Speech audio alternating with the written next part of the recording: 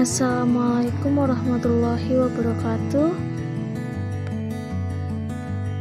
Perkenalkan, nama saya Nur Fauzia. Saya di sini sebagai moderator dalam video presentasi kami kelompok 10 dengan materi konsep Islam tentang negara dan pemerintahan. Kelompok 10 terdiri dari saya sendiri dan kedua rekan saya, yaitu Azkia Zahra Izzati dan Inayah Nurul Pramesti.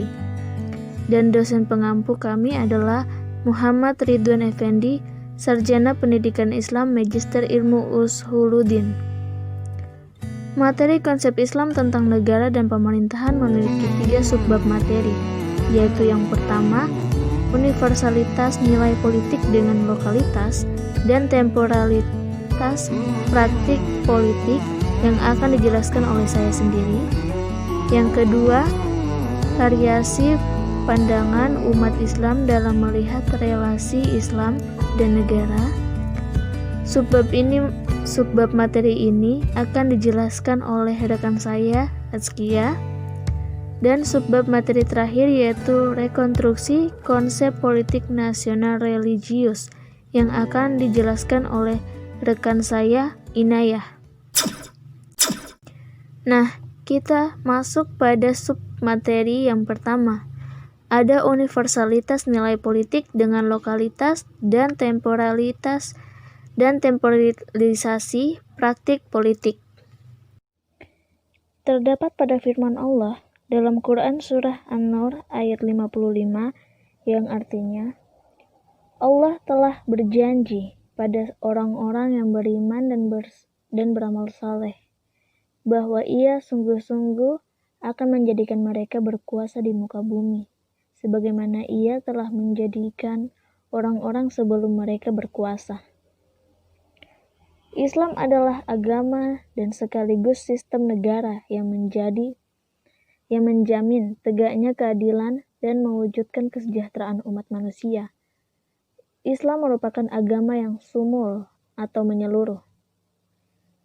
Dasar dari pengadopsian nilai-nilai lokal adalah kaidah yang berasal dari hadis Nabi riwayat Ibnu Mas'ud, apa yang dipandang baik oleh kaum muslimin, maka baik juga di sisi Allah. Maka, para ulama menyodorkan kaidah-kaidah seperti di bawah ini. Yang pertama, adat itu dapat menjadi dasar hukum. Yang kedua, tidak diingkari perubahan hukum disebabkan perubahan zaman dan tempat. Yang ketiga, sesuatu yang sudah dikenal sebagai urf, ia akan berlaku sebagaimana yang telah diisyaratkan oleh nas. Dan yang terakhir, yang ditetapkan melalui urf sama dengan yang ditetapkan melalui nas. Di dalam Islam ada 2 jenis politik, yaitu politik kualitas tinggi dan politik kualitas rendah. Ada 3 ciri yang harus dimiliki politik berkualitas tinggi atau oleh mereka yang menginginkan terselenggaranya high politik, yakni 1. Setiap jabatan politik pada hakikatnya berupa amanah dari masyarakat yang harus dipelihara sebaik-baiknya. Yang kedua, erat dengan yang tersebut, di atas, setiap jabatan politik mengandung dalam dirinya pertanggungjawaban. Dan yang ketiga, kegiatan politik harus dikaitkan secara ketat dengan prinsip ukhuwah, yakni persaudaraan di antara sesama umat Islam. Ada 3 ciri-ciri yang dimiliki politik rendah atau low politik. Yang pertama, kekerasan merupakan cara yang sah, yang seringkali perlu diambil oleh penguasa dan dapat digunakan kapan saja bila diperlukan. Yang kedua, penaklukan total atas musuh-musuh politik dinilai sebagai summum bonum atau kebijakan puncak. Musuh tidak boleh diberikan kesempatan bangkit dan kalau perlu diperlakukan sebagai sesuatu yang bukan manusia. Dan yang ketiga, dalam menjalankan kehidupan politik, seorang penguasa harus dapat bermain seperti binatang buas, seperti singa atau anjing pemburu. Masuk pada subbab materi yang kedua, yaitu variasi pandangan umat Islam dalam melihat relasi Islam dan negara, yang akan dijelaskan oleh rekan saya, Atskia. Kepada Atskia, silahkan. Perkenalkan, saya Askia Zahra Izati, dan juga izinkan saya untuk menjelaskan subbab materi berikutnya, yaitu relasi antara Islam dan negara. Bagi sebagian umat muslim, Islam diyakini sebagai agama yang ajarannya meliputi berbagai aspek, baik yang bersifat duniawiyah maupun ukhrawiyah, dari urusan pribadi hingga urusan negara, sehingga dikatakan Islam adalah agama sekaligus negara atau al-Islam din wa daulah. Namun di sisi lain, bagi sebagian umat Islam yang lain, tidak semua aspek kehidupan diatur secara detail dalam Islam. Islam hanya mengatur garis-garis besar aspek-aspek kehidupan tersebut, termasuk dalam masalah negara. Islam tidak punya konsep baku tentang negara, dan Al-Quran pada prinsipnya adalah petunjuk etik bagi manusia, dan organisasi manusia selalu berubah dari masa ke masa secara dinamis. Dalam perkembangannya, persoalan politik ketatanegaraan ini menjadi akar perdebatan di kalangan cendekiawan muslim, politisi, dan dari kalangan akademisi sampai dengan saat ini. Tentang bagaimana seharusnya penempatan Islam dalam sebuah negara, di mana jika kita mengacu pada konteks sistem pemerintahan Islam zaman Nabi. Seperti yang terjadi pada masa pembentukan negara Indonesia, pada pendirinya sepakat bahwa Indonesia bukan negara teokrasi, melainkan negara yang di dalamnya terdapat Islam di tempat yang terhormat dan terlindungi, sebagaimana tercantum dalam pasal 29 Undang-Undang Dasar 1945.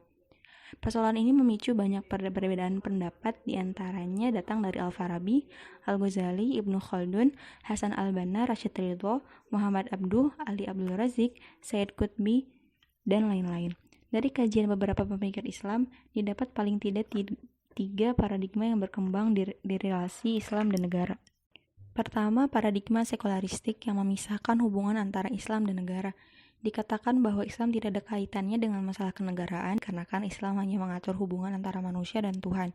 Teori berpendapat bahwa Al-Quran dan hadis tidak menjelaskan kedudukan negara dalam Islam baik dalam konsep kekuasaan, kedaulatan, konstitusi, struktur, bahkan sistem pemerintahan seperti apa yang harus ditegakkan agar bisa disebut negara Islam. Paradigma ini dianut oleh Ali Abdul Al-Razik dan Toha Hussein. Kedua, paradigma formalistik yang mengungkapkan bahwa Islam mencakup semua aturan kehidupan termasuk juga urusan kenegaraan. Wilayah agama juga mencakup wilayah politik dan negara. Maka dari itu, negara merupakan lembaga politik dan agama sekaligus. Pemerintahan yang diselenggarakan berdasarkan kedaulatan Tuhan karena kekuasaan tertinggi ada padanya, sedangkan manusia hanya sebagai sebagai khalifah di bumi. Dipelopori oleh Hasan al-Banna, Sayyid Qutbi, dan Abdul A'la al-Maududi. Ketiga, paradigma substansialistik yang menolak bahwa Islam meliputi seluruh aspek dan juga menolak Islam hanya mengatur hubungan manusia dan ketuhanan saja.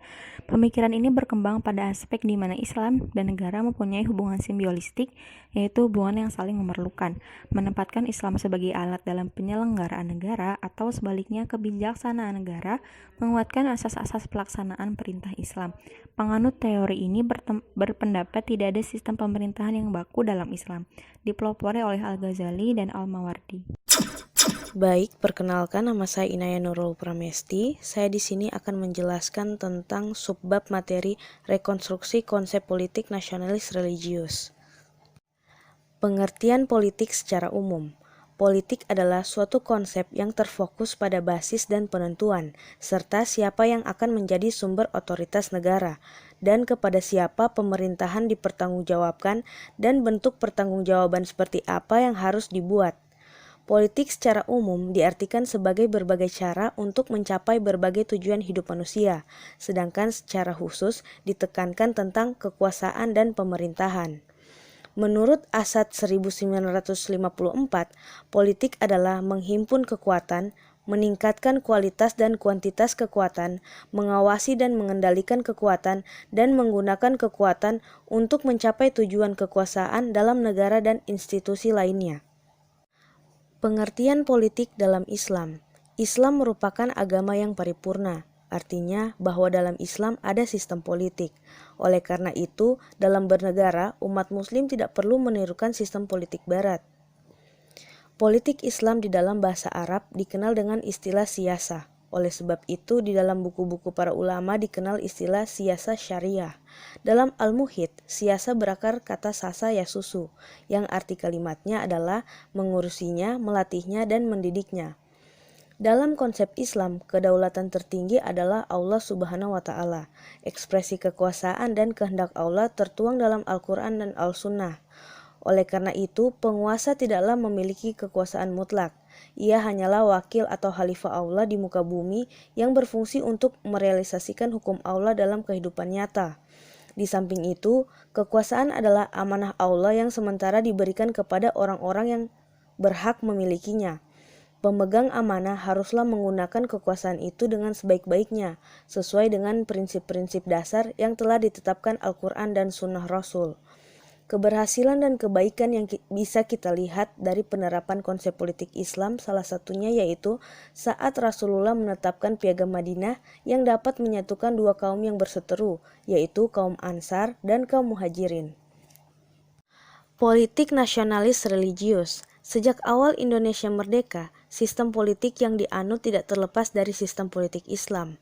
Salah satu bentuk pengaruh sistem politik Islam terhadap sistem politik Indonesia adalah ketika ditetapkannya falsafah atau pedoman bernegara Indonesia yaitu Pancasila.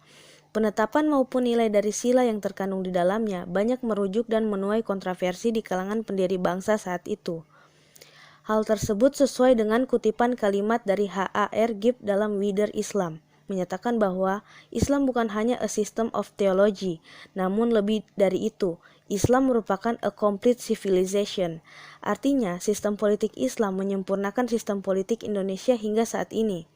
Nasir juga mengatakan bahwa Islam tidak dapat dipisahkan dalam seluruh dimensi kehidupan, sebab Islam tidak memisahkan persoalan-persoalan rohani dengan persoalan-persoalan dunia, melainkan mencakup kedua segi tersebut. Nasionalisme religius merupakan bentuk lain dari nasionalisme yang mana negara memperoleh legitimasi politik dari persamaan agama. Secara historis, sepanjang selama 10 abad, kaum muslimin sesungguhnya tak pernah mengenal paham nasionalisme, hingga adanya upaya imperialis untuk memecah belah negara khalifah pada abad ke-17 Masehi.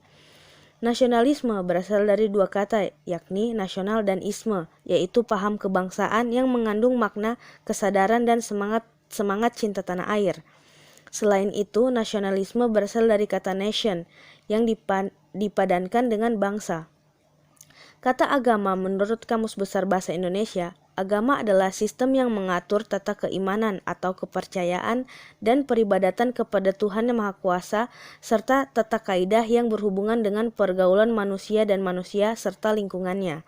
Selain itu, agama atau religi berasal dari bahasa Latin religio yang berakar pada kata kerja religare yang berarti mengikat kembali yang maksudnya mengikat diri pada Tuhan. Terdapat berbagai bentuk dari nasionalisme, salah satunya nasionalisme religius, yaitu suatu nasionalisme yang menunjukkan negara memperoleh legitimasi politik dari persamaan agama. Walaupun begitu, biasanya nasionalisme religius ini merupakan campuran dengan nasionalisme etnis. Nasionalisme religius adalah konsep dan karakter kebangsaan paling cocok dan relevan bagi negara Indonesia yang di dalamnya memiliki masyarakat plural atau plural society.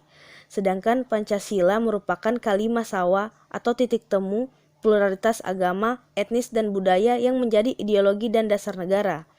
Dengan peran umat Islam dan mengamalkan Pancasila akan dapat menjadikan Indonesia menjadi muslim dalam arti etika atau substansial, bukan dalam pengertian formal atau simbolik sebagaimana keinginan masa lalu menjadi negara Islam. Sekian pemaparan materi dari kami. Untuk itu saya kembalikan kepada moderator. Baik, sekian penjelasan dari kami kelompok 10 tentang materi konsep pemerintahan dan negara Islam. Jika ada yang kurang dipahami, silahkan bertanya. Mohon maaf jika ada salah-salah kata yang kurang berkenan di hati teman-teman. Mungkin itu saja dari kami. Sekian dan terima kasih. Wassalamualaikum warahmatullahi wabarakatuh.